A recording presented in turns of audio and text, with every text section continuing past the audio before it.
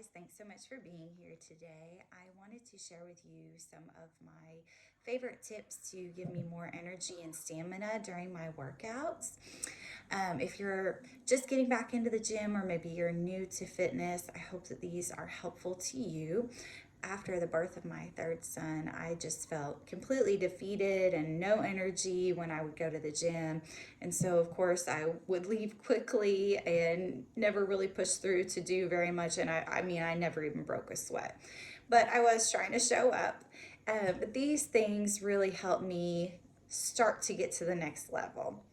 So the very first one was I got some AirPods. I had never had any, didn't want any. Headphones would have been just fine too. Um, but when you put in those headphones, you can completely zone out. It's like the rest of the world is not there. It's just you and your goals and pushing through to that. And nobody else matters that's around you anymore. But it is really important that you listen to some really good music. And for every one of us, that's going to be completely different. You might like heavy metal, hard rock, but I'm sorry, Adele, she's going to bring you down.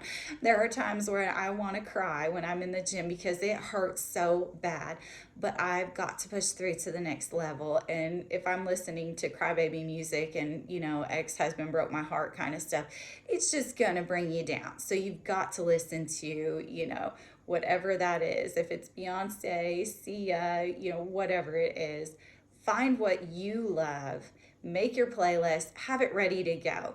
Another fun thing is always to be looking for new music, and that way you kind of have something extra to kind of pump you up, because when you got a new song that you like, it's fun to listen to it.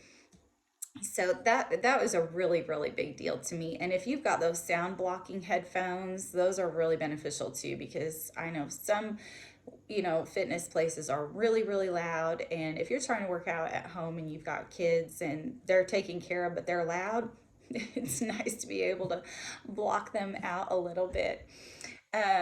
Another one is pre-workout. I had completely my entire life avoided any kind of pre-workout supplements, and I just thought for sure that these things were all completely loaded down with sugar and garbage and stimulants.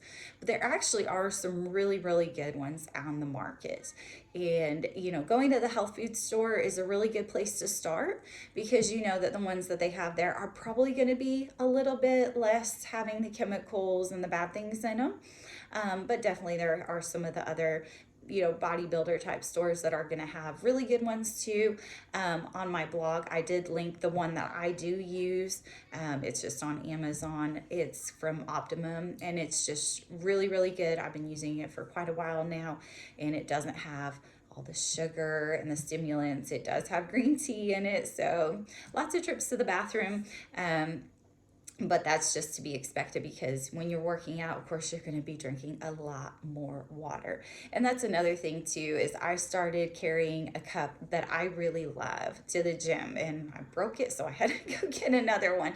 But there's just something about having, whether it's your favorite Yeti cup or thermos or whatever it is, that just gives you that extra, something to look forward to at the gym. And so, the the pre-workouts, there's also post-workouts too. They can give you a lot more energy, just whether it's the caffeine in them or some of the aminos in them.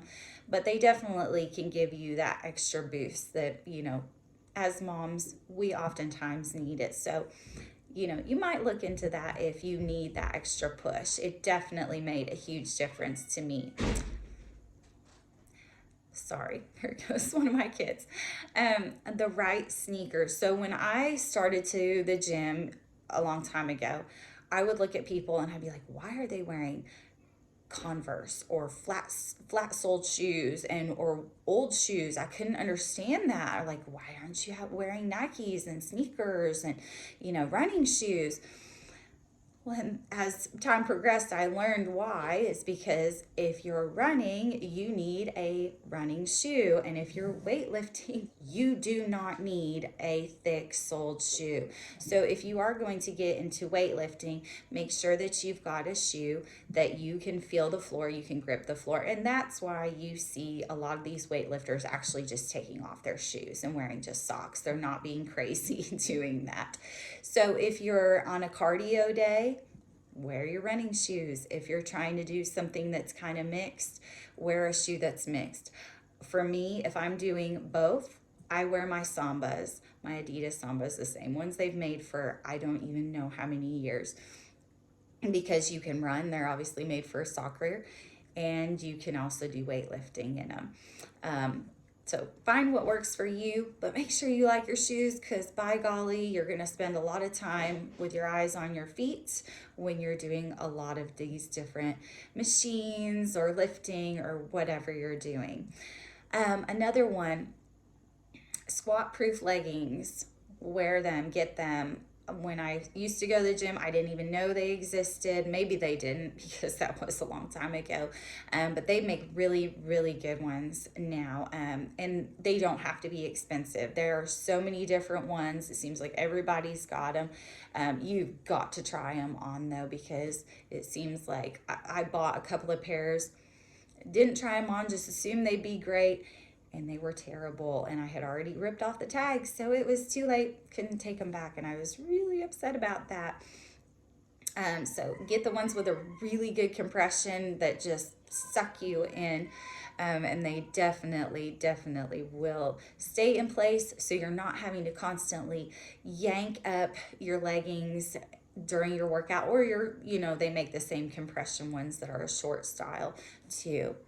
And my last one, I know this seems silly, but I see a lot of girls in the gym that are just kind of dragging around, got their head down, and they don't look like they feel very confident. But they're pretty girls, or pretty women. And the one thing I notice is they probably have had a hectic morning, haven't we all? Because we're moms.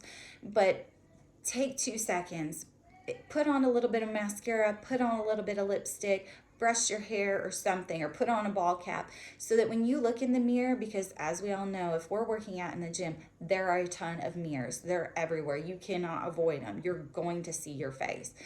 And so when you can be standing there looking at yourself and having confidence in your appearance, you're more focused on, are you doing the movements correctly and pushing yourself to the next level? Whereas if your head is down and you don't have a lot of confidence because you're just like, oh, I look like crap right now, and that's how you're feeling inside, it's not going to show outwardly really good, and you're not going to push through. So make sure that you feel good with how you look, and that doesn't have to be lipstick and mascara and a ball cap, whatever it is to make you feel good about your appearance.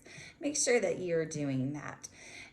So I really hope that all of these little tips help you out. And if you've got any additional tips, I'd love to hear them. Please join me on my Instagram and Facebook. And I'll just look forward to talking to y'all next time. Have a good day. Bye.